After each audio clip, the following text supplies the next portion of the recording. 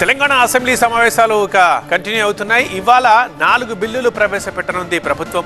Telangana municipality Panchayati Raj సవరణ బిల్లులు, greater Hyderabad municipal corporation బిల్లుల్ని అసెంబ్లీలో ప్రవేశపెట్టనుంది ప్రభుత్వం.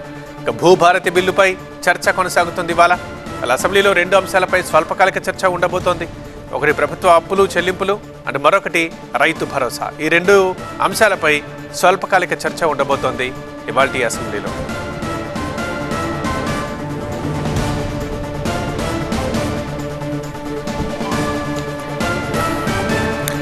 ఇక ఇవాళ భూభారతి అండ్ రైతు భరోసాపై తెలంగాణ అసెంబ్లీలో చర్చ జరగనుంది. మరి చర్చ ఎలా జరగబోతుంది ఆ డీటెయిల్స్ అందించడానికి మా ప్రతినిధి ప్రభాకర్ లైవ్లో రెడీగా ఉన్నారు.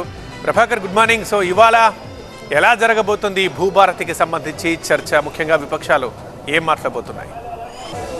రైట్, ధరణి స్థానంలో తీసుకొచ్చిన భూభారత్పై ఈరోజు ప్రభుత్వం చర్చకు పెట్టనుంది. దానిలో భాగంగానే ఈరోజు పొంగులేటి శ్రీనివాసరెడ్డి చర్చను ప్రారంభించున్నారు. ధరణి స్థానంలో భూభారతిని తీసుకొచ్చారు. ఆర్ఓఆర్ 2020 యాక్ట్ స్థానంలో 2024 ఆర్ఓ యాక్ట్ని తీసుకొచ్చారు. దీనిలో చాలా చేంజెస్ జరిగాయని ప్రభుత్వం చెప్తుంది. కాదు, ఇది మళ్ళీ దళారులకు, పెత్తందారులకు, మళ్ళీ భూస్వాములకు అంటగట్టే విధానం అని ప్రతిపక్షాలు ఆరోపిస్తున్నాయి. సో దీనిపైన ఈరోజు ప్రధానమైన చర్చ జరగనుంది. దీంతో పాటుగా 3 అమైన్మెంట్ బిల్లులకు సంబంధించి కూడా చర్చ జరగనుంది. ఒకటి జిహెచ్ఎంసీ అమైన్మెంట్ బిల్లు, పంచాయతీరాజు చట్ట సవరణ బిల్లు, అట్లాగే మున్సిపల్ అడ్మినిస్ట్రేషన్ బిల్లు. దీనిపైనతో పాటుగా రైతు భరోసా పైన కూడా స్వల్పకాలిక చర్చ ఉండనుంది. ప్రస్తుతం మనతో పాటు కాంగ్రెస్ ఎమ్మెల్యే రాజేందర్ రెడ్డి గారు ఉన్నారు. చెప్పండి, ఇప్పటికే ప్రతిపక్షాలు చెప్తున్నాయి భూభారతి అనేది కేవలం ఇది గుల్లా యాక్ట్, ఇది దీనివల్ల పెద్ద ఒరిగేది ఏం లేదనేది ప్రతిపక్షాలు చెప్తా ఉన్నాయి. ఏం చెప్పబోతుంది ప్రభుత్వం? ఇప్పుడు ధరణి పేరుతోటి లక్షల ఎకరాలు దోసుకొని ఆగం చేసిన వీళ్ళని భూభారత్ తోటి వీళ్ళ అన్నీ బయటపడతాయి అనే ఆలోచనతోటే ఈ ఎక్సైజులు చేయటం, రోజు వేషాలు వేసుకోవటం, దీన్ని టాపిక్ని డైవర్ట్ చేయటం, వీళ్ళ అన్ని దోచుకునే బయటపడతాయి. 4 రోజులు అయితే ప్రజలు చెప్తారు కదా, ఎవరు ఇది మంచిగున్నదా లేదా, భూభారత్ బాగుందా, ధరణి బాగుందా అనేది ప్రజలు చెప్తారు.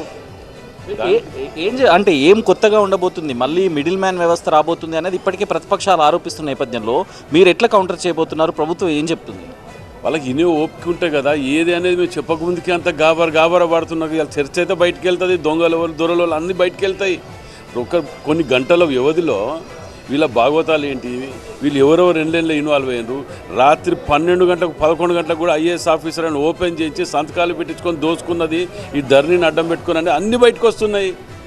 గంటలలో ఓపిక లేకపోతే ఎట్లా? అందుకే ఏంటంటే వీళ్ళు రోజు డ్రెస్ వేసుకొని, ఇప్పుడు ఆటోలు ఉన్నది, నిన్న ఆటో డ్రెస్ వేసుకొని వచ్చింది, ఉదాహరణ చెప్తున్నా. ఆ ఆటోలను వేసుకొని వచ్చింది వరంగల్లో ఇదే కేటీఆర్ గారిని రమ్మని చెప్పి మీటింగులు పెట్టి ఎన్ని చెప్పినా రాలే, పట్టించుకున్న దాఖలు లేవు, అన్ని పెంచి వదిలిపెట్టిండ్రు.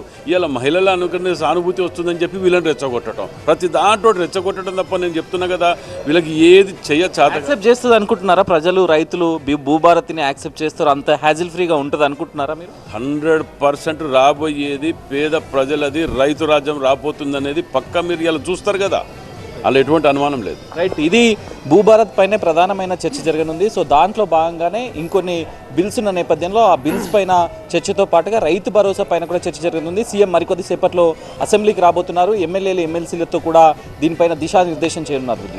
రైట్ ప్రభాకర్.